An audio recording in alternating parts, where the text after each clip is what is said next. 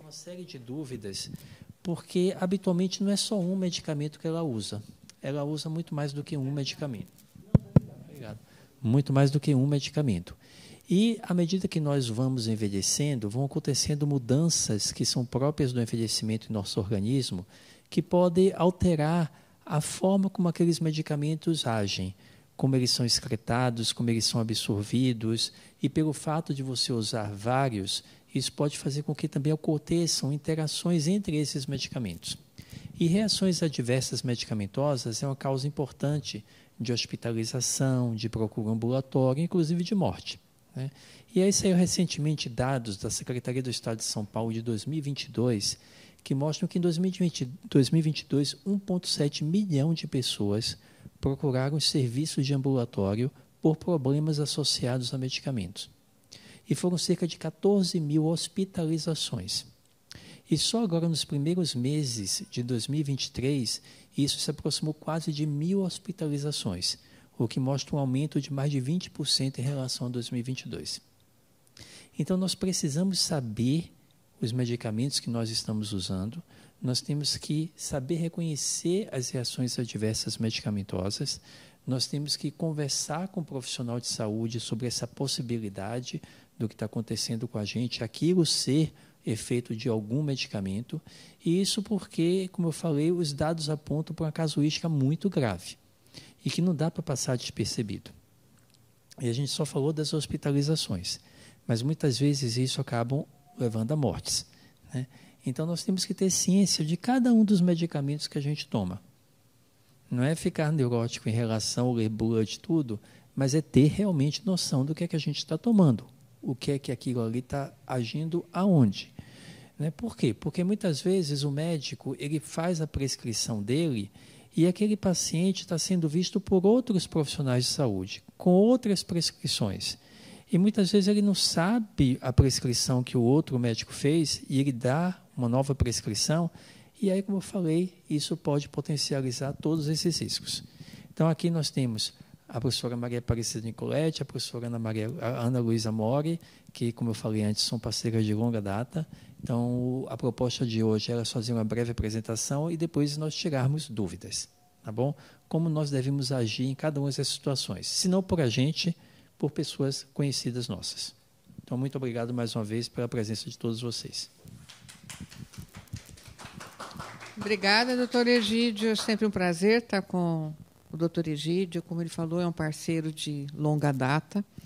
E aqui a gente vai ter uma apresentação bastante sucinta.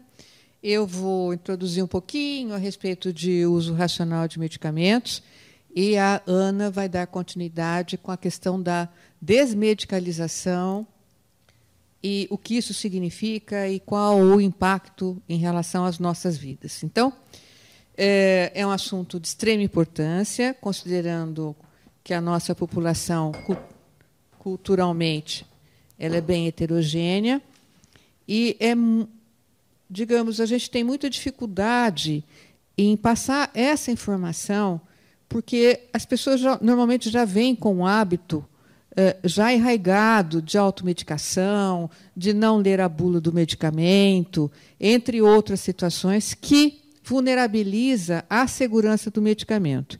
E hoje se fala muito, particularmente na área farmacêutica, a respeito do uso seguro do medicamento. Então, vou falar um pouquinho a esse respeito. Vamos lá.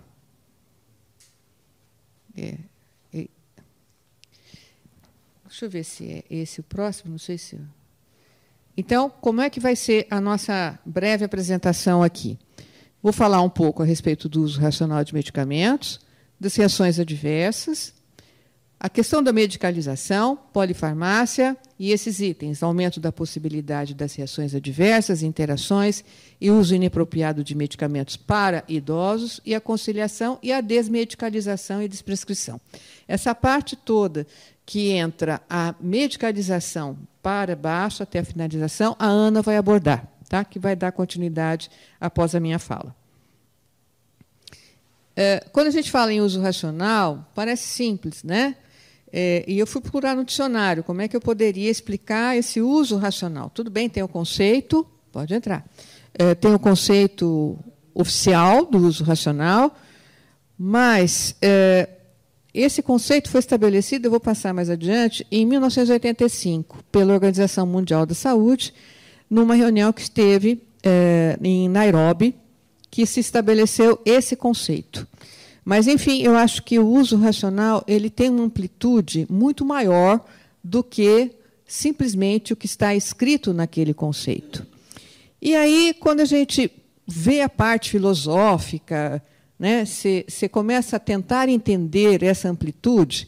Tá, então, como é que a gente vai situar a questão da racionalidade? E aí, você vai no dicionário, você tem N situações em N contextos diferentes. Eu preferi essa daqui, para falar o seguinte, que o pensamento racional é capaz de compreender o que é o bem, guiando as atitudes, definir o que é bom e o que é mal, certo ou errado, seja para a vida individual ou em sociedade. Gostei muito dessa questão ética que envolve a vida individual e a vida em sociedade, porque nós vivemos coletivamente. Então, o nosso saber tem que ser dividido com o saber da nossa coletividade.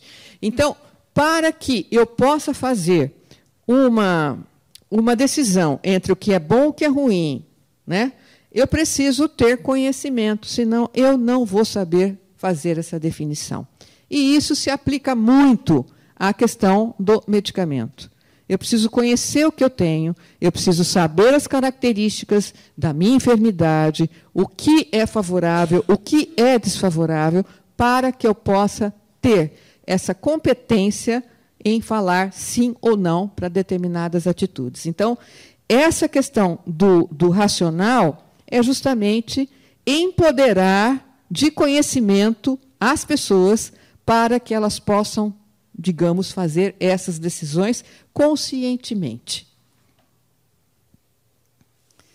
Então, de acordo com a Organização Mundial da Saúde, como eu falei anteriormente para vocês, que foi essa reunião em 85 e a gente não teve uma atualização deste conceito, entende-se que o uso racional, quando os pacientes recebem medicamentos apropriados para suas condições clínicas, ou seja, é prescrito o medicamento correto, considerando o indivíduo na sua integralidade, tá?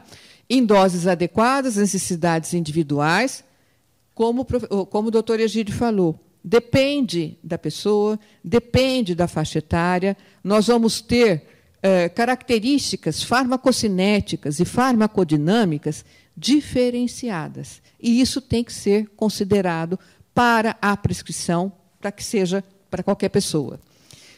Ao menor custo para si e para a comunidade.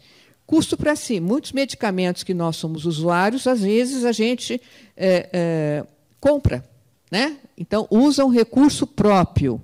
Né? Se você está usando um medicamento com recurso próprio e esse medicamento não é adequado, conforme a gente comentou, o que vai gerar? Algumas consequências. Isso vai gerar custo para quem? Para você. E também para o Sistema Único de Saúde, porque, dependendo da consequência, você tem uma internação, você tem UTI, você tem outros medicamentos, né, cirurgia, seja lá o que for. E aí você também impacta o financeiro do Sistema Único de Saúde. E o Brasil apresenta o sistema mais amplo, né, acho que eu conheço do mundo, porque qualquer um que esteja em território nacional tem direito ao Sistema Único de Saúde.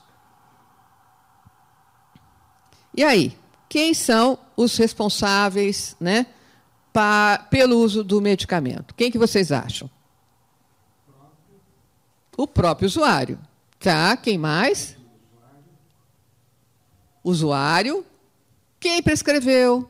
Né? Aquele que dispensou. O gestor que fez as políticas que te permite o acesso. Né? Então, na verdade, nós temos aí a responsabilidade compartilhada por todos nós. Sejamos população, sejamos profissionais, sejamos políticos. Então, todos nós somos responsáveis pelo uso do medicamento. Então, nessa cadeia do uso de medicamento, se um falha, o resultado vai ser comprometido. Então, o médico, por exemplo, pode prescrever tudo corretamente para as características individualizadas daquele paciente. Se ele não tiver uma adesão àquele tratamento, o que vai acontecer? Nós não vamos atingir a meta terapêutica proposta para aquele paciente. Então, compromete todo esse ciclo e que vai ser insatisfatório em termos de recuperação da saúde. Então, um medicamento ele tem 4 finalidades, né? Tem a curativa, tem a paliativa, aquela que a gente administra, mas o paciente não tem mais condições de se recuperar. Aqui é para fins de diagnóstico e a preventiva, que é a questão das vacinas, que tantos falamos aí há tempos atrás e estamos ainda falando bastante, pela necessidade de conscientização da população. Aqui tem um quadro, né, que, pela nossa experiência no manejo das pessoas, dos pacientes que atendemos, tem algumas coisas que são muito recorrentes, né? Por exemplo, eu não sei, mas acho que na família de vocês também vocês vão encontrar alguém que fez alguma coisa semelhante ao que eu coloquei aqui. Então, alívio da dor, e aí a pessoa, ou seja, o problema melhorou, normalmente a tendência é parar de administrar o medicamento. Isso é um erro muito grave, porque não só pode intensificar aquele problema anterior, como poderão surgir outros problemas decorrentes dessa decisão irresponsável do usuário do medicamento, né? A adesão farmacoterapêutica foi aquilo que eu falei anteriormente. A adesão é você compactuar com todas aquelas orientações que o prescritor passou para você, considerando você como um ser único, né, com todas as suas necessidades integralizadas em relação à sua saúde. A questão de dividir ou triturar medicamentos, né? Tem muitas pessoas que têm disfagia, ou seja, têm problemas para deglutir ou para coordenação para essa deglutição. Então, o que faz? Ela não fala para o médico, porque o médico pode alterar para uma preparação líquida, por exemplo. Então, ela vai tomar um medicamento sólido. Normalmente, a gente tem alguns comprimidos que são grandes, algumas cápsulas que são grandes, dificulta mesmo a deglutição. Se a pessoa tem algum outro problema aditivo, vai realmente dificultar. Mas ela não fala, ela tem que falar para o médico. E aí, o que ela resolve? Ela resolve quebrar, ela resolve triturar, ela resolve abrir a cápsula e comer com arroz e feijão. Esse tipo de situação ocorre, gente, tá? Eu gosto muito de conversar com os estagiários que fazem atividade no SAC das indústrias farmacêuticas. Gente, é um show de horrores, né? Tem situações assim, que eles gostam mais de tomar na forma líquida. O que eles fazem com os comprimidos? Eles trituram tudo, colocam água e põem no frasquinho e tomam. É assim, tá? Então, às vezes é para fazer banho de assento, eles tomam por via oral. Às vezes é por via oral, eles fazem por banho de assento. Então, gente, a questão é muito séria assim, em termos de educação e saúde, né? Via oral é pela boca. Tá? Pois não. Eu estou tomando, por exemplo, um comprimido que é sublingual. Sublingual é uma outra via. Eu tenho que tomar antes em jejum e engolir com água. Então, a própria via oral é complicada, né? A via oral é uma das vias mais comumente utilizadas, porque é uma via que permite inúmeras, ou se não, o maior número de formas farmacêuticas. Então, ela é mais utilizada. Dentre as formas farmacêuticas mais utilizadas, as formas farmacêuticas sólidas são as que são mais utilizadas. Então, a via oral é uma via onde a sua absorção do comprimido vai ser feita na hora que ele começa a se desintegrar aqui no estômago. A via sublingual, e aí você tem todo um processo de absorção do fármaco e o trânsito dele no teu organismo de uma maneira. Tá? Se você colocar por via sublingual, por exemplo, ele não vai passar pelo sistema porta-hepático. Então, é um outro mecanismo de distribuição e metabolização. Então, cada via tem a sua particularidade. Embora seja o sublingual administrado entre aspas, na boca, tá? A via de absorção é diferente, tá? São os plexos aqui sublinguares que vão absorver o seu fármaco, que é diferente daquele que você toma. Respondeu a sua pergunta? Então, aí essa questão de dividir comprimidos, né? Pode dividir comprimidos? Não pode dividir comprimidos? Depende. Tem comprimido que pode ser dividido, tem comprimido que não pode ser dividido. Os comprimidos, por exemplo, que são revestidos, antibiótico, muitos dos antibióticos são revestidos para quê? Para a proteção do fármaco, porque ele se degrada no pH ácido, que é o nosso estômago. Então, para que ele seja protegido, você tem esse revestimento. Se você parte esse comprimido, você perde a funcionalidade, né, da estrutura geométrica daquele comprimido e você vai liberar aquele fármaco. Que o quanto vai ser degradado, eu não sei falar, mas que vai ser, vai ser. Tá? Então, essa questão de partir, pergunte para o profissional da saúde, seja ele o médico, seja ele o farmacêutico, se pode ou se não pode. E não significa que aqueles comprimidos que têm um sulco no meio, que eles podem ser partidos. Isso não significa. Tá? Tem uns que podem, tem uns que não podem. Armazenar os medicamentos. Onde vocês armazenam os medicamentos? Vamos aí, gente, fala. Não vou dar ponto negativo, não. Hã?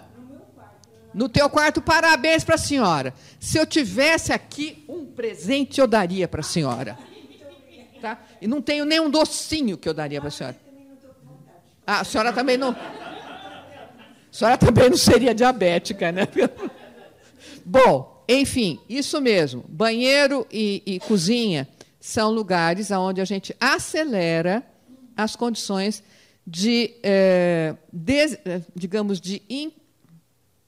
não estabilidade desses medicamentos. Por quê? Tem dois fatores aí que agem muito na degradação dos fármacos, que é a temperatura e umidade relativa. A gente encontra isso no banheiro e a gente encontra isso na cozinha. Claro, você tem um armário lá na conchichina lá da cozinha, tudo bem, está longe da exposição da panela de pressão, sabe? Está lá guardadinho, fechado, tudo bem. Tá? Mas o quarto seria o melhor lugar mesmo para se guardar. A senhora está de parabéns. Eu vou hoje lembrar da senhora das minhas orações noturnas. Tá? Então, ler bula. A bula que está dentro do medicamento que a gente adquire, gente, já é a bula para o usuário do medicamento. Ela já está numa linguagem mais simples. Parece que a bula tem algum problema, né, para a grande maioria das pessoas que não consegue pegar a bula e ler. Eu não sei, tem medo, alguma coisa do tipo. Mas é um exercício muito bom, porque você testa a sua capacidade visual, tá? Você testa o raciocínio, né? Cognição e etc. Então, só tem benefícios na hora que você lê a bula. Eu leio tudo, gente. Bula, jornal, o que tiver na minha frente, eu leio. Mas é muito importante que a gente... Porque tem informações lá que vocês não receberam na hora da dispensação do medicamento e nem foi possível vocês receberem na hora da prescrição. E a bula complementa isso. Tá? E aí vocês começam, né, a também ter uma noção de termos técnicos. Né? Isso é bom, porque na próxima reunião familiar, vocês podem até esnobar. Olha, eu vi que a farmacocinética desse medicamento é XYZ. Então, gente, tem tudo de bom vocês lerem a bula. Tá? Finalidade do medicamento. Um monte de pessoas aí não sabe para que toma, nem sabe como age, né? E nem sabe a doença que tem.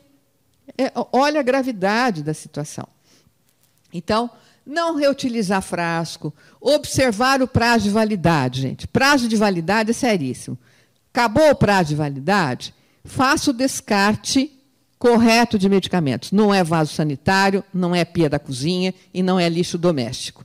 É no primeiro posto de saúde, na farmácia, tem os postos e tem programas, tem endereços que ele te localiza onde fica mais perto da sua residência para você levar o descarte de medicamento. Porque nós estamos tendo problemas seríssimos com relação à contaminação de água, com anti-inflamatório, com hormônios, com antibióticos. Então, gente, nós precisamos melhorar o mundo, não precisamos piorar. né? Porque o ser humano, pelo amor de Deus, ele só pensa naquele momento dele. Não, o legado que a gente vai deixar. Tá?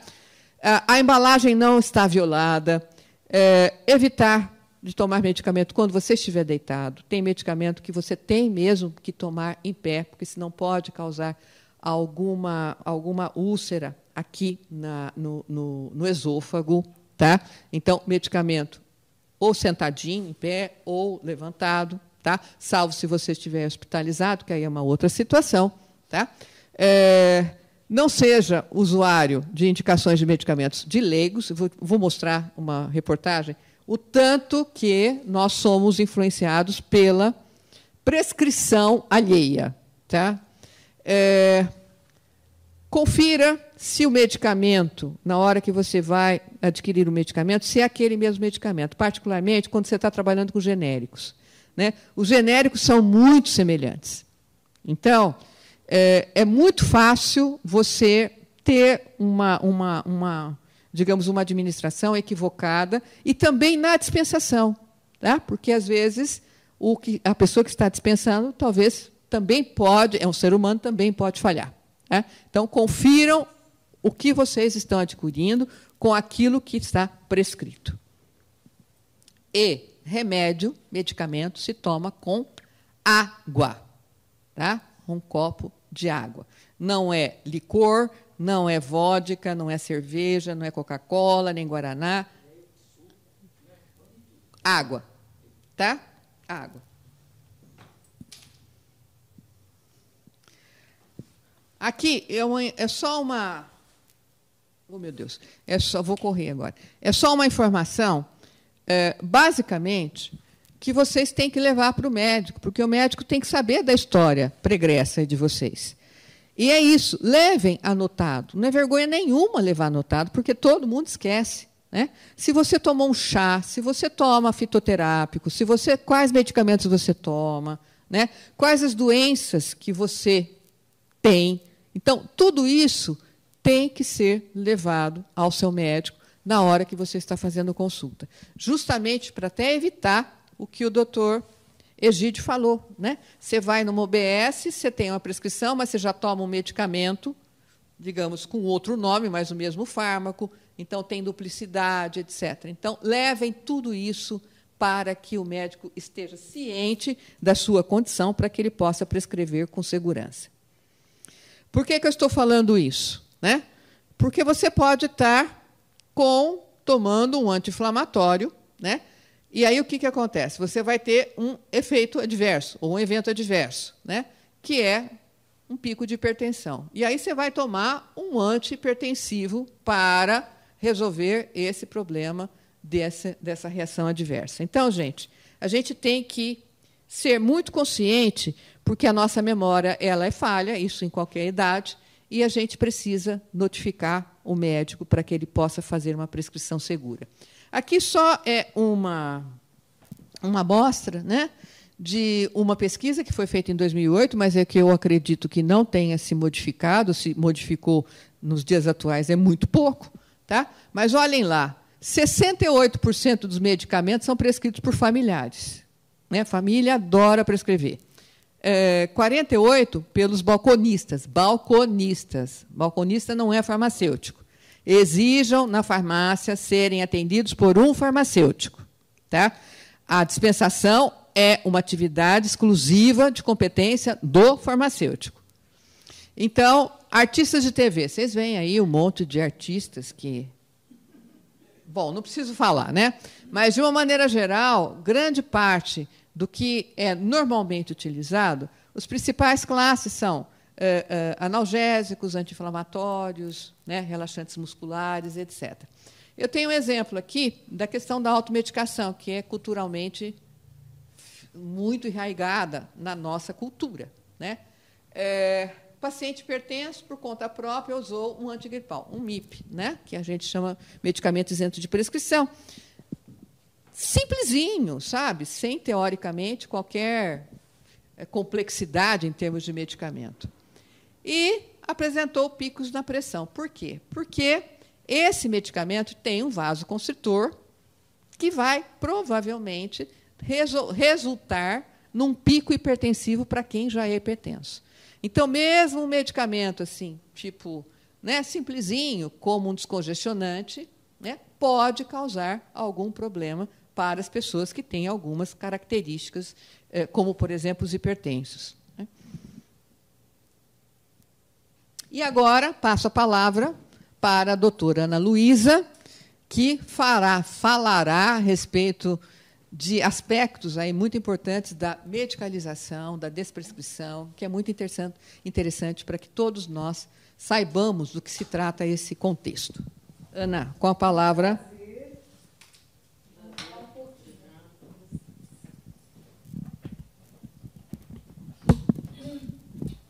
Vocês podem interromper se vocês quiserem. Podem. Pode falar. Então, eu fui num lugar, numa agência de sábado, e aí eu fiz o teste de glicemia, tinha um medicamento, e aí chegou um pessoal para mim, olha, essa última vacina, ela foi feita para matar. Então, Vacina foi feita para matar. Isso, não bom. para matar de fujo, porque o fujo tira o veneno do organismo, tira o cobre, uma coisa assim. A senhora esquece isso, pelo amor de Deus. A senhora esquece. Tá? A senhora esquece porque o desfavor que as fake news fizeram nesses últimos anos foi um impacto mensurável, digamos, na cultura brasileira.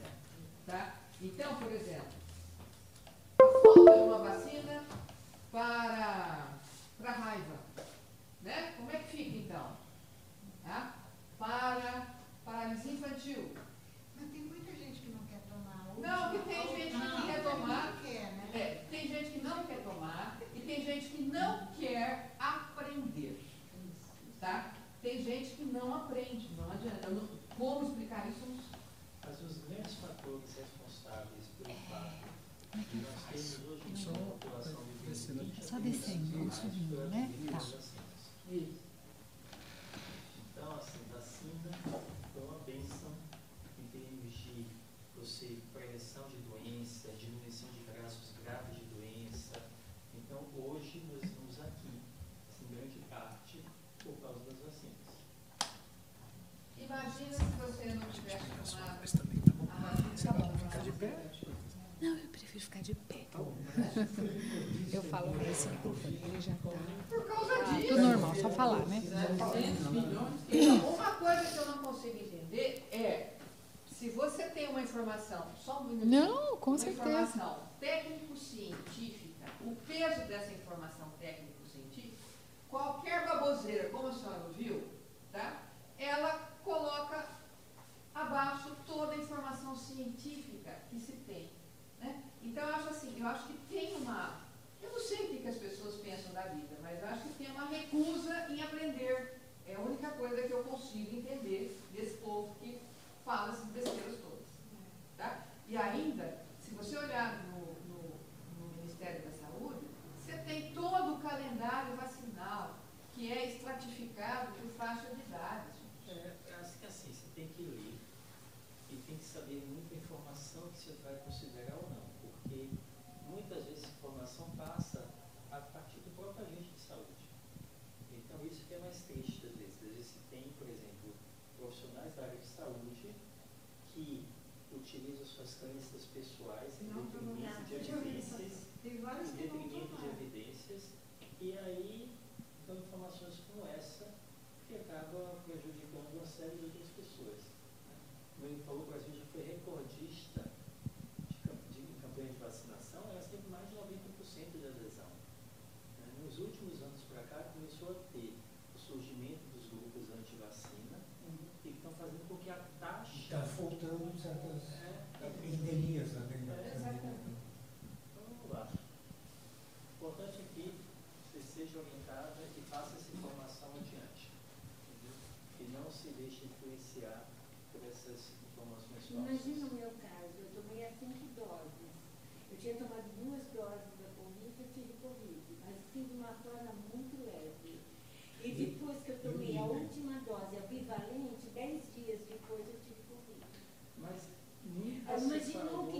acontecido comigo se eu não tivesse. Porque eu falei assim, uma coisa muito leve.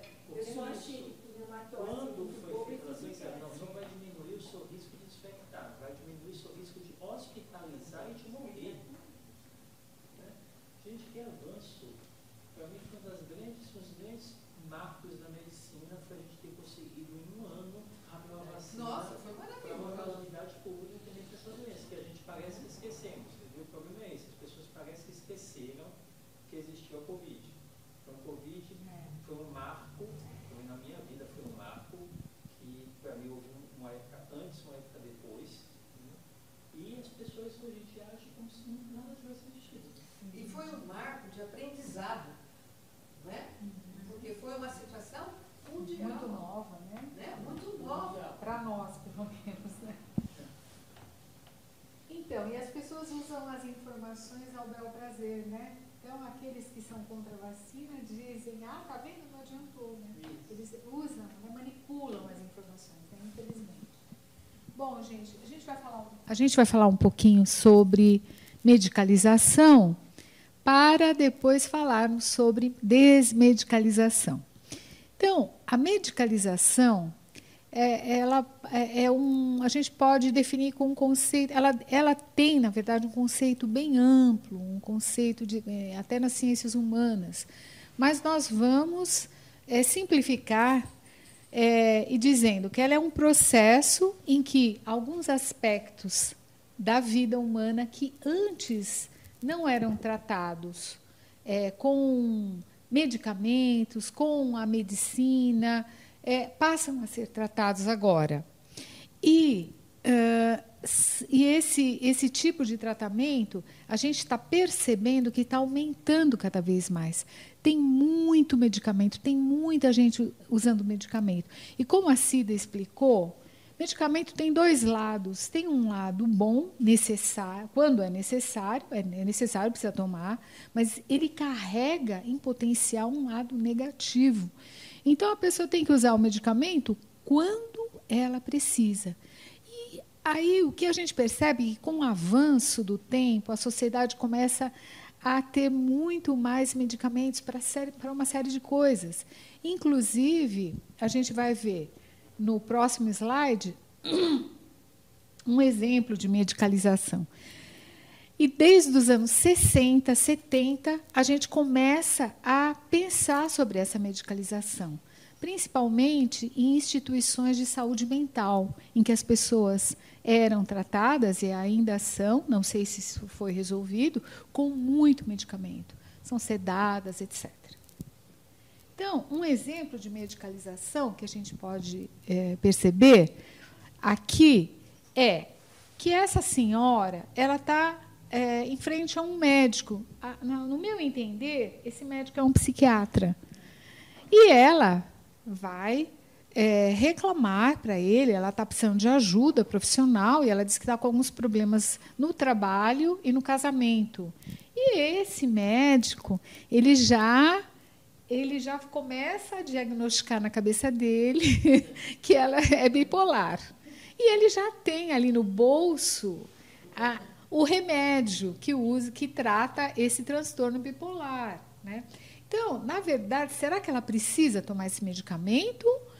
Ou será que ela precisa de uma psicoterapia, no sentido de acolhimento, de resolução de problemas particulares, né, no sentido de apoio?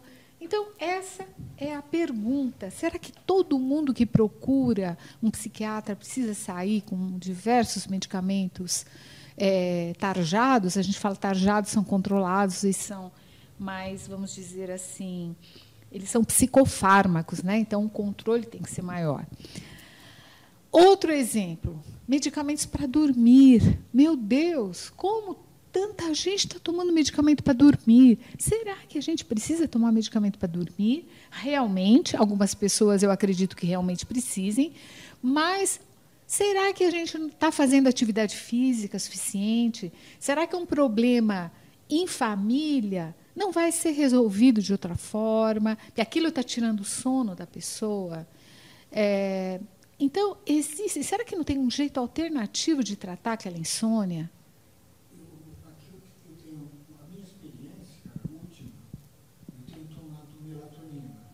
0,200.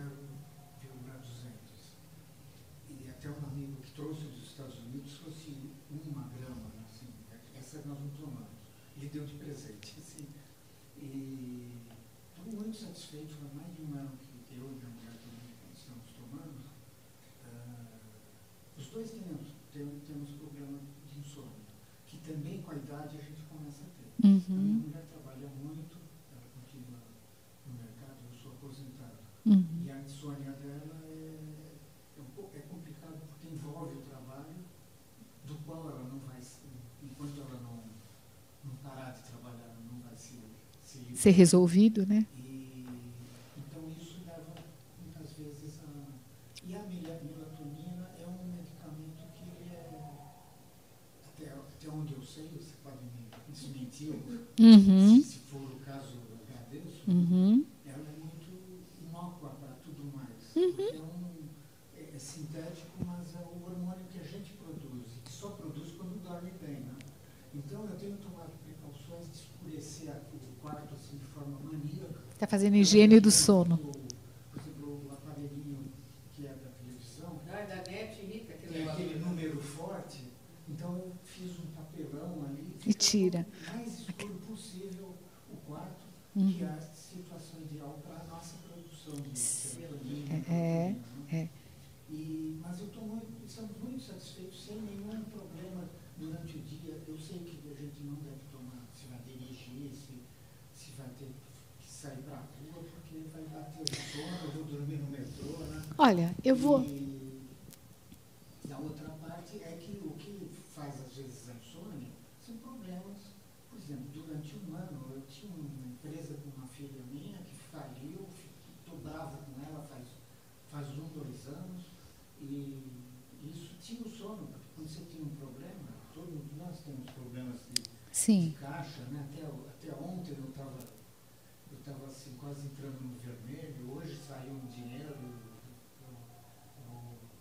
eu enfiei, mas assim, tem coisas que tiram o sono, e não tem outra forma, senão conviver com isso, né? Então, a questão da melatonina, eu vou dar uma dica para você. Posso chamar todos de vocês? Porque talvez... somos vocês, né? Eu também. A melatonina, o interessante também, uma dica, quando você acordar pela manhã, você abrir a janela e você olhar para a luz do sol, quando tem sol, para a claridade. Isso ajuda a estimular um processo natural do organismo de acordar, de produzir serotonina, porque a melatonina e a serotonina, elas são moléculas muito parecidas. A diferença delas é muito pouco, é um OH, é alguma coisa assim. Então, quando você acordar, você abre a janela, talvez você vai precisar tomar até menos melatonina. Você vai ter... Claro, tem que se alimentar bem também, porque para fazer serotonina, existem bactérias, né, no intestino, que a gente chama de flora intestinal, que também produzem serotonina e produzem muito. Tem artigos que falam de 70% a 90% de fabricação da serotonina. Então, isso tudo interfere. Agora, problemas como desavenças familiares, problemas de qualquer tipo, é lógico que a gente pode ficar... Se você for dormir com um problema, é difícil adormecer, né? Você fica nervoso, é difícil, uma discussão, você não vai conseguir dormir. A questão é encontrar o padrão. Aquilo é sempre, então, é interessante ver se você não consegue fazer uma higiene do sono. A higiene do sono começa pela manhã, a higiene do sono à noite. Agora, se você está se dando bem dessa forma, eu não vejo problema nenhum. Não sei se o doutor Egídio gostaria de colocar alguma coisa. Muitas vezes a insônia, ela faz parte de um conjunto de sinais que remetem à doença principal.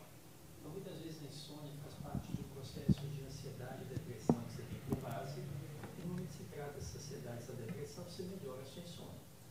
A insônia hoje em dia é um problema mundial, tá bom? Acho que um dos grandes problemas da humanidade é a insônia. Poucas pessoas podem dizer que não sentem insônia, que dormem muito bem. E, obviamente que isso afeta muito o seu organismo. Então, o seu risco de ter doença crônica, doença cardiovascular, diabetes, obesidade, tudo aumenta se você tem insônia. E muitas vezes a insônia decorre de, como a Ana própria falou, medidas que não são higiênicas ao sono. O que é isso? Nós temos um relógio circadiano em nosso corpo.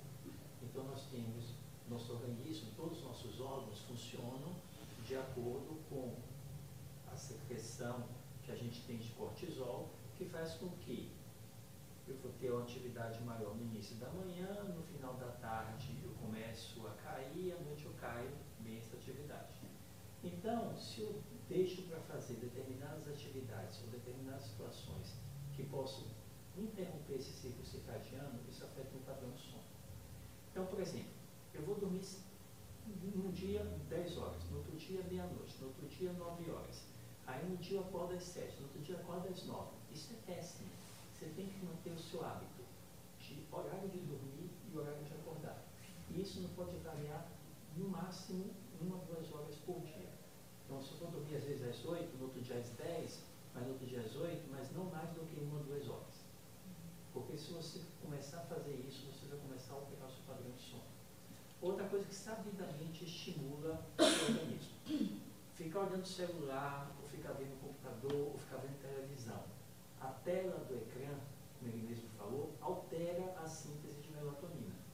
Então, não posso assistir televisão, não posso abrir o computador, não posso abrir o celular, pelo menos 3 horas, 2 a 3 horas antes de dormir. E a maioria de nós tem televisão dentro do quarto. Tem televisão dentro do quarto. Né? E aí acaba adormecendo com a televisão ligada.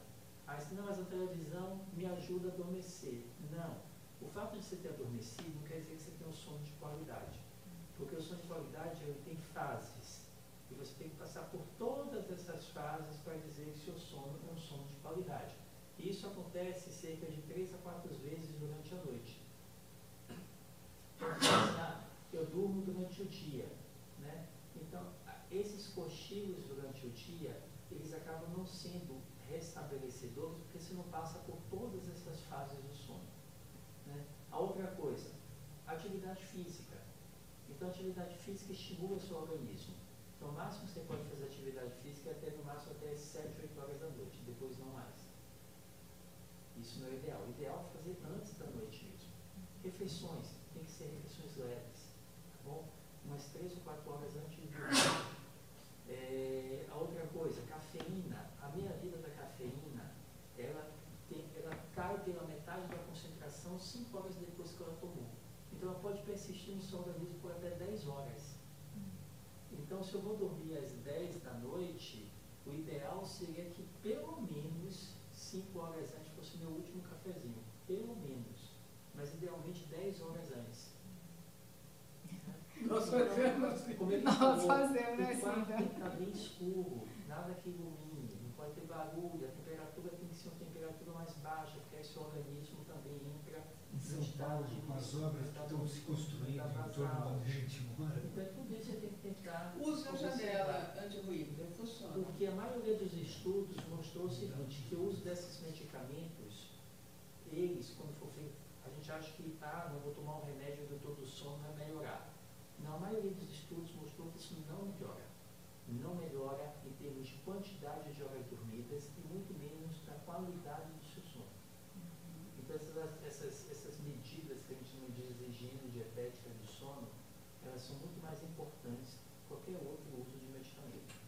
É óbvio que tem medicamentos que são menos arriscados do que outros. Melatonina, que ela simula um hormônio natural. Só que você está tomando uma supradose. Né? Por isso que você está tomando. Você está tomando dose baixa, inclusive. Né? Porque você não está tendo uma sonolência diurna, etc. Então pode. Mas não deixa de fazer essas medidas, que aí pode até, inclusive, chegar a um quase momento inviável que isso. você... Esse ideal, porque você falou 3 horas antes de dormir. Eu durmo mais ou menos 11 horas da noite. 3 horas antes, não posso jogar a televisão fora, né? Porque de dia a televisão fica, a minha situação, a minha mulher trabalha em home office no quarto. Tem a cama, tem o computador dela. Então eu não posso assistir televisão durante o dia que atrapalha a ela, ou assistir televisão sem som. sono. Né? Assistir jogo de futebol, por exemplo, não é o tratamento, mas adivinhando quem é que está marcando o gol. Então, é difícil você tirar a televisão da noite. Né? Eu estou falando por mim. Né? Eu fazia muito, tinha muita televisão, pegou no horário que eu tinha pouco televisão de dormir. Eu cortei. Agora eu faço isso no final de semana, então durante a noite eu dormia, eu pego um livro normal, que não seja um livro técnico, vou ler, romance, alguma coisa assim. O livro ajuda. O livro ajuda muito. Isso não é bom. Aí você manda o livro normal mesmo, que tem Kindle, já que o Kindle não é uma tela luminosa. Isso que eu ia falar. A tela luminosa interfere, então você tem que ler o livro Físico mesmo, ou naquela questão do Kindle. Mas o livro é excelente. É excelente. Então você cria o hábito. Tudo é questão de criar hábitos. Quando você tem uma recompensa imediata daquele hábito que você criou, aquilo ali se perpetua. Então cada dia você vai ler um pouco mais. Então vai diminuir um pouquinho o horário da TV, e aí antes ler uma página de um livro, ler 2 páginas do livro, e aí você vai adquirindo o hábito. No momento que você adquire o hábito, funciona. O livro funciona uma página só. Às vezes eu estou lendo tudo. Tá vendo? Livro de mesmo. filosofia, nenhuma. Livro técnico de farmácia. Meia página. Mas então, aí quem vai ler o livro é melhor do que tomar medicamento para dormir, né? Porque esse problema de tomar medicamento, ele pode causar quedas, né? Porque você pode ficar meio sonada, que não é um sono natural. Você pode acordar de manhã meio sonada. E para a gente que está acima de 60, é perigoso isso. O que está por trás da medicalização? Desse processo todo, que cada vez mais a gente precisa de medicamento para viver.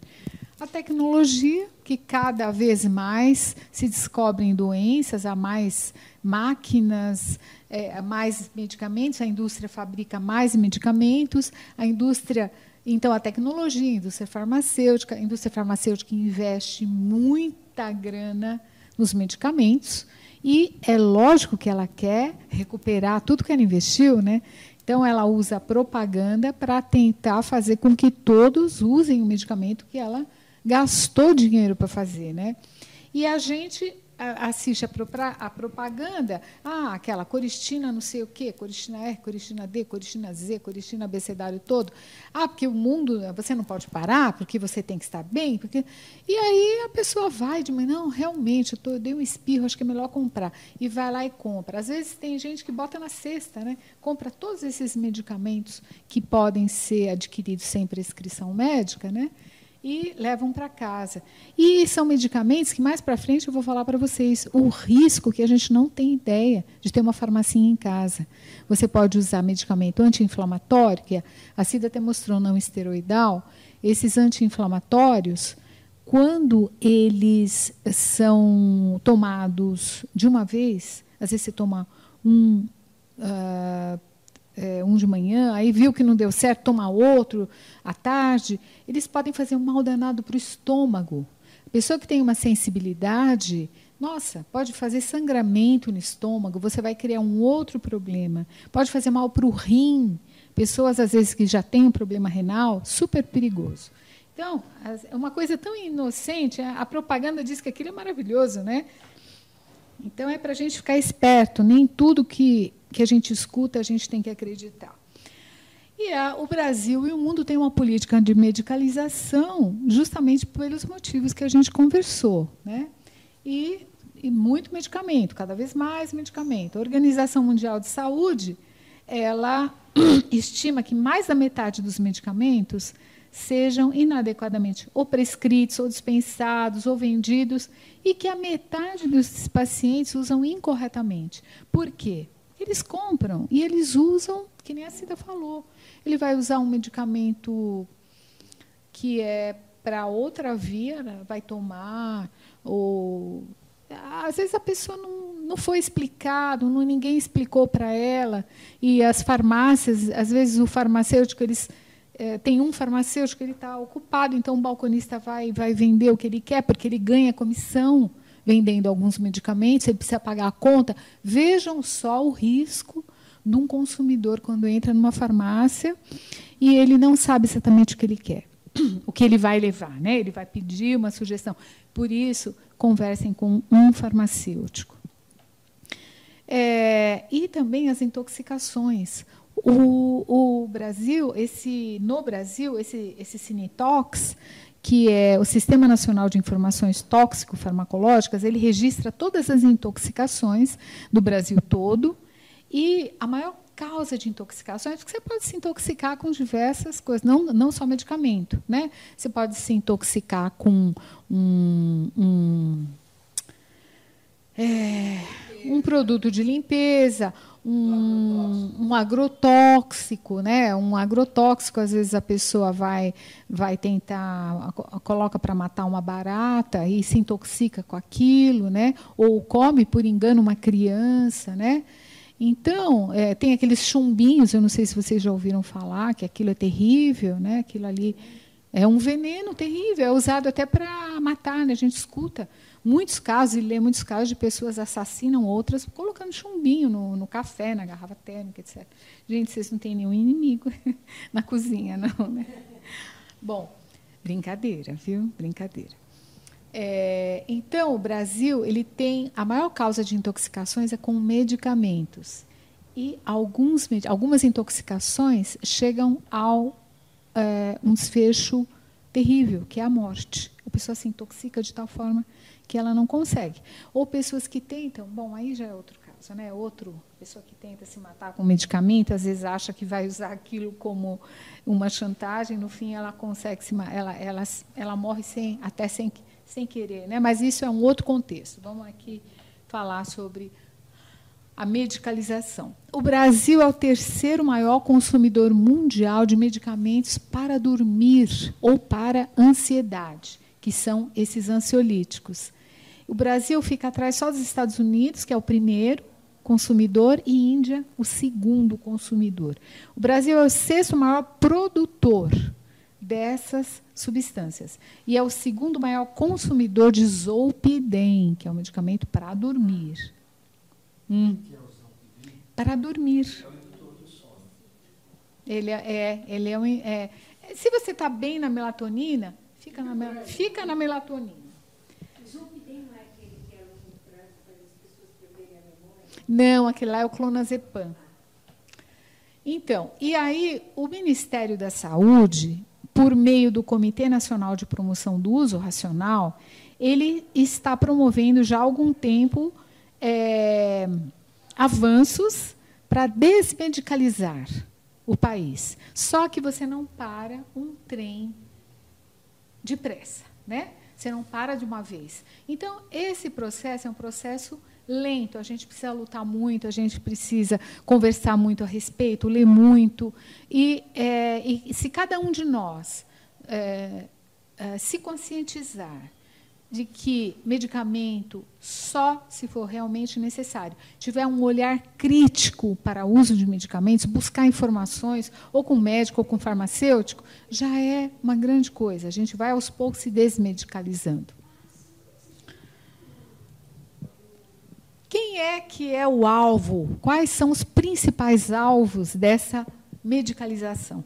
Crianças em idade escolar, que agora deu a bendita Ritalina, uma pandemia daquele transtorno de déficit de atenção, que é a criança... Não, eles preenchem um questionário, pelo questionário se faz o diagnóstico, né? Nossa, não, a pontuação deu déficit de atenção, a criança não aprende. Será que aquela criança não está passando por um problema sério em casa, os pais se separando, irmãos, alguém morreu? Sabe, é só medicação, só medicação. E tem o transtorno de déficit de atenção e hiperatividade, que é o TDAH, que também a criança é hiperativa. Gente, mas a criança tem energia, né, sobrando. Então, precisa ver se todos os casos que usam e são diagnosticados, será que realmente são mesmo? Essa fica a pergunta. Adolescentes e adultos em privação de liberdade.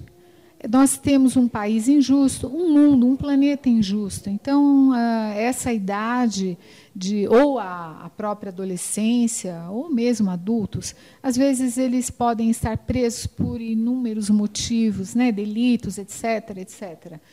E eles se tornam agressivos, se tornam tristes, e, para conter isso, eles são meio que dopados, né? Eles usam muito medicamento para conter toda aquela agressividade, né? Haloperidol, clorpromazina.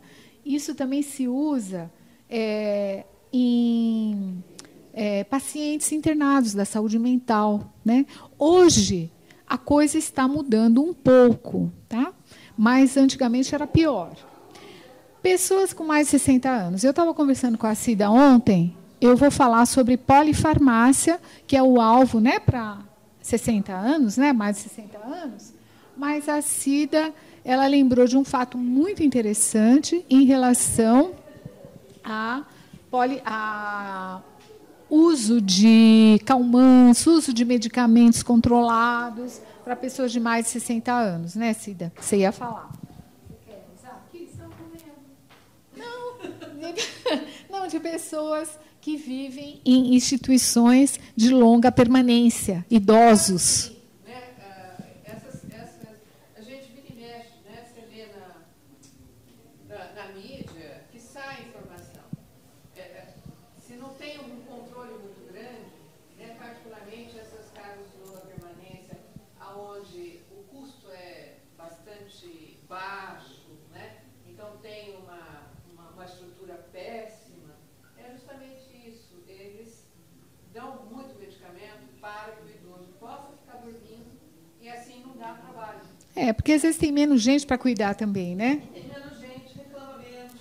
Uhum. Então, é muito complicado essa situação de casos de longa permanência.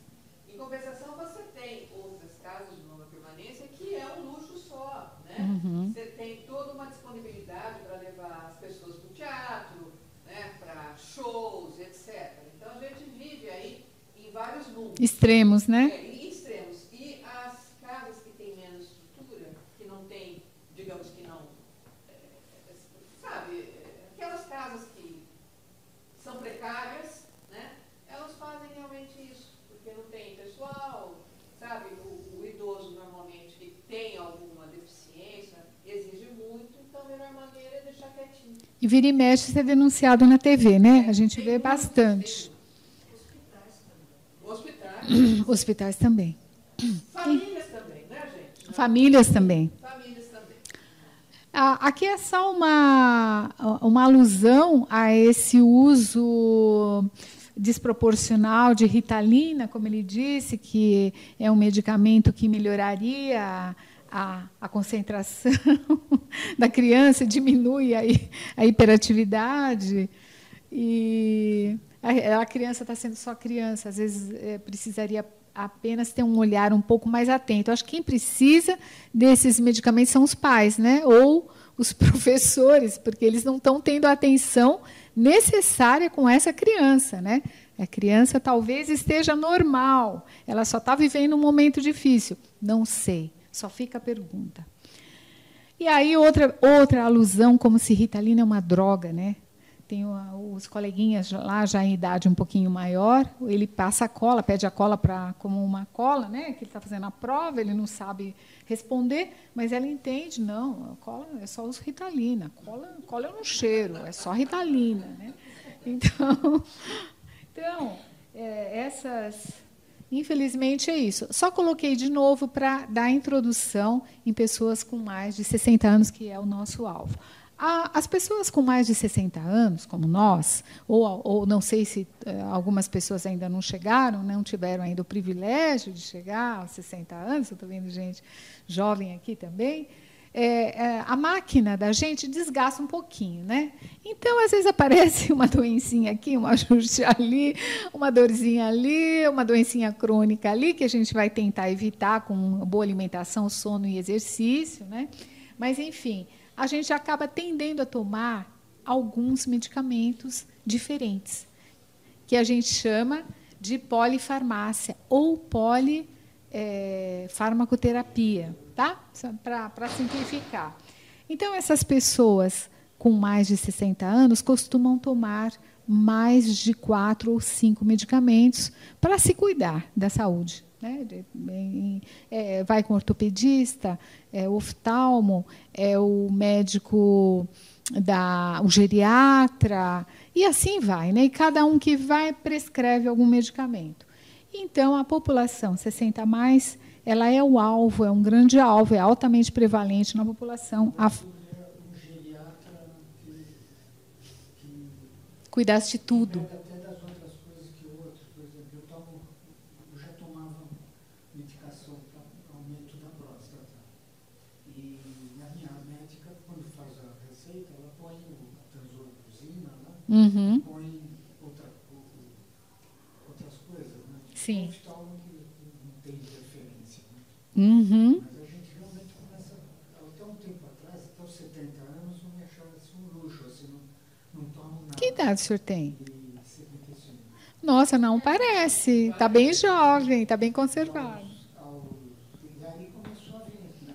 Coisas que o médico manda fazer um exame de densitometria e descobre que eu tenho osteoporose. Pronto, já estou fazendo tratamento Toma. de prolia, né? Caríssimo. E procurando preço, R$700 uma aplicação, são 4. Essa aplicação dura quantos meses? Oi? Quantos meses dura a aplicação? Eu tenho de 6 em 6 meses que tomar uma injeção de prolia. Então, 4, né? Eu estou na segunda. mas aí se o senhor fizer o cálculo, talvez se o senhor tomar mensalmente ou semanalmente, vai dar um valor mais ou menos, né? Parecido. E junto vitamina D. E cálcio. Isso para um dos problemas. Né? Uhum. Começa a ter problema na vista, problema na surdez, não tem remédio. E aí vai indo, né? Quer dizer, claro. Mas a gente Às vai. vezes eu falo com o médico e falo, nossa, eu tomo médica, né? Eu tomo um monte de remédio comparando, né? E cada um, né? E assim a gente vai tentando. Que a geriatra, no meu caso, é uma geriatra, que ela englobe tudo isso, porque daí ela sabe o que pode e o que não pode. Exatamente. Que essa questão da gente ir em diversos especialistas diferentes, isso é um risco para a gente usar medicamentos em duplicidade, que é o que a Cida falou. Duplicidade, ou seja, você está usando 2 vezes o mesmo medicamento. Talvez um prescreva uma dose mais baixa, outro mais alta, mas é um risco grande de se intoxicar, né? Bom, e aí nós... de novo, gente? Não. Ah, tá certo. Aí, a polifarmácia, algumas informações desses autores, a pesquisa que eles fizeram. Quase metade dos idosos toma 5 ou mais medicamentos, fazem uso da polifarmácia. 1 em cada 5 desses medicamentos é potencialmente inapropriado para idosos. O que é um medicamento potencialmente inapropriado para idosos? É um medicamento cujos benefícios estão ali, com os riscos. E, em geral, até um pouquinho mais de risco do que de benefício. E isso vai se apresentar no organismo de cada um. Tem alguns que esse medicamento não deveria ser prescrito para idoso, mas se não tiver outra alternativa, não é proibido. O médico tem essa liberdade de optar se ele quer ou não prescrever, se for importante para o paciente. Mas a gente chama de potencialmente inapropriado para idosos. Inclusive, tem uma lista disso na literatura, no mundo inteiro. Tem diversas listas. Uma é a lista de Beers, que eu vou mostrar para vocês. É um autor. Os idosos que fazem uso de polifarmácia têm maior probabilidade de serem hospitalizados. Olha o que o doutor Egídio falou na introdução. Né? Quantos são hospitalizados? Por uma RAM, que a gente chama de reação adversa a medicamento. As RAMs, elas podem ser bem perigosas, gente. Vocês não fazem ideia do que uma reação adversa pode fazer com uma pessoa. Elas são responsáveis por mais morbidade, ou seja, mais estado de doença e mortalidade, causar mortes, do que a maioria das doenças crônicas com taxas de mortalidade mais altas. Então, a gente vai usar o medicamento se necessário e da forma mais correta possível, na menor dose possível em que ele faz o efeito desejado. Isso é muito importante a gente ter em mente. Aqui é um resuminho só do que eu falei. Reações adversas, quem usa polifarmácia pode ter reações adversas, pode ter interações medicamentosas indesejáveis, pode usar esses medicamentos potencialmente inapropriados. As reações adversas, elas variam bastante. Elas podem ser leves, moderadas ou grave. E aqui, gente, eu vou fazer um depoimento de uma experiência que aconteceu com uma amiga minha, que trabalhava, uma colega querida, que trabalhava comigo na área da saúde também. Nós duas saímos do hospital, de um plantão. Eu fui lá para o meu trabalho, ela foi para a casa dela, ela estacionou o carro e desceu para pegar o elevador. Na descidinha, ela era uma pessoa bem agitada. Ela, na descidinha, torceu o pé. Não sabia se quebrou, se não quebrou, foi para o médico, ele prescreveu um anti-inflamatório. Isso faz muitos anos. E ela usou esse Vioxx, que é um anti-inflamatório, é Rofecoxib, mas não precisam decorar isso não, eu só estou falando o nomezinho dele. O que aconteceu com ela? Esse medicamento causou nela uma reação adversa gravíssima, chamada de síndrome de Stevens-Johnson. Acho que aqui nunca ninguém ouviu falar disso. Essa síndrome, ela dissolve a pele da pessoa. E a pessoa pode morrer. Ela ficou 7 meses internada, e muito tempo desses 7 meses em UTI.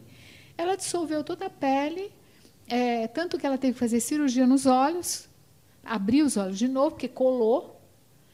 E, gente, eu não vou entrar em detalhes. Mas isso foi uma reação adversa por causa de um simples anti-inflamatório. Todo mundo vai ter? Não. Ela teve, coitada. Ela foi uma em, sei lá, quantos mil. O Vioxx não foi aquele que foi retirado do mercado? Foi retirado do mercado, porque ele começou a dar problemas, além desse, problemas cardíacos, né? Então, ele foi retirado do mercado. Interações também, quem usa polifarmácia, né, nós da terceira idade, nós usamos vários medicamentos, então o risco de interações aumenta. As interações que a gente tem medo são aquelas indesejáveis, desfavoráveis, né? Então, eu estou dando um exemplozinho aqui. Quem tem colesterol alto aqui? Alguém? Você? Tá aqui, eu também tenho. Você também?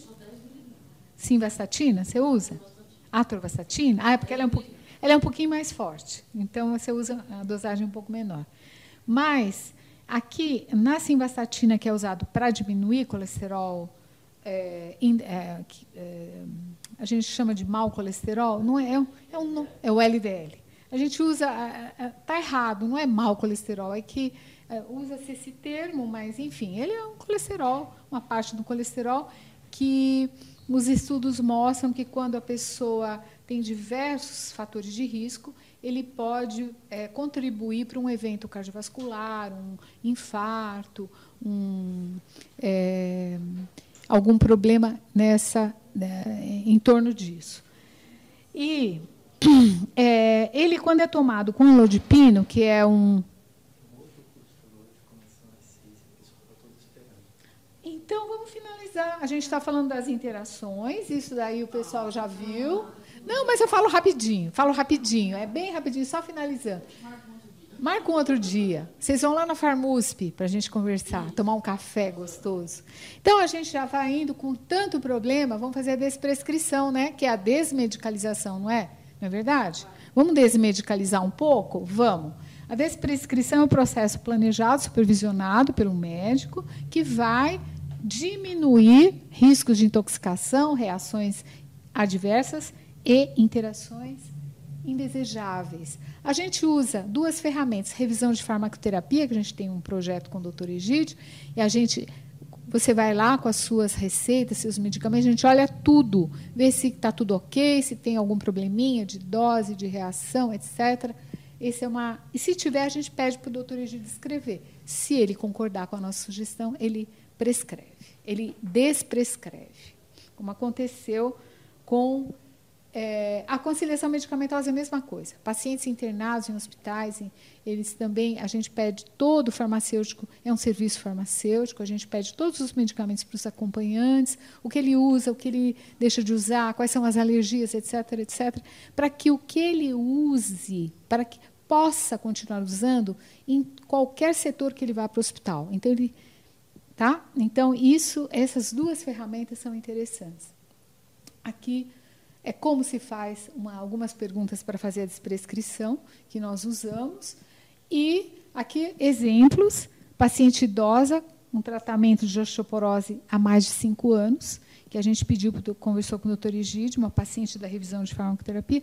Quem usa medicamento para osteoporose, pessoal, fiquem ligados, se conhece alguém, não pode usar por mais de 5 anos. E tem trabalhos que falam que a partir de 3 anos. Então, usem, a partir de 3 anos, vá lá, faça a densitometria, vê como é que é, conversa com o médico, não vai esquecer e continuar usando o resto. Osteoporose. Depois você usa mais de 3, 5 anos, ele vai continuar tendo efeito, e se você não precisa usar, você vai ter somente reações adversas, nenhum efeito benéfico no uso prolongado. A Cida já falou, gente, faz uma listinha e carregue consigo. Quando for para o médico, já está na bolsa. E tenta atualizar. Aqui nossas referências, que nós pesquisamos com muito carinho para passar essas informações para vocês. Uma coisa que a Ana falou, que é muito importante, que é essa questão da conciliação medicamentosa. Muitas vezes você interna, o médico não tem noção do que você saiu, que você usava anteriormente, você sai com a receita, ninguém faz essa conciliação do que você deve usar, do que você não deve usar. Muitas vezes as pessoas saem usando 2 medicamentos iguais, né? Só muda o nome para a mesma doença e acaba, obviamente, potencializando o risco de reações adversas, porque tem interações, e nós vimos no trabalho lá no hospital, sempre que a taxa era elevadíssima. E, às vezes, a pessoa usa uma série de medicamentos em casa, né? O médico prescreveu no ambulatório, e no hospital, se não houver esse serviço farmacêutico, ele sai sem usar, sem a prescrição daquilo, e aí ele fala assim, o médico suspendeu, deu alta, eu não uso mais. Não usa mais porque o médico não sabia que ele usava, uso crônico, enfim. Meninos, desculpe falar assim, é que a gente conversa com tanto aluno lá, mas todos nós somos meninos e meninas, né? Não importa a idade que a gente tem. Esse aqui eu deixo com vocês um nascer do sol, uma aurora, e deixo o recado de que todos os dias são novos dias, são novos amanheceres, são novas oportunidades para que a gente possa recomeçar sempre e recomeçar fazendo o melhor por nós. E a aurora também é sinônimo de aprendizado, né? A gente sempre pode melhorar. Agradecemos muito a presença de vocês. Temos um e-mail, caso queiram entrar em contato por qualquer dúvida, é o farmusp@usp.br.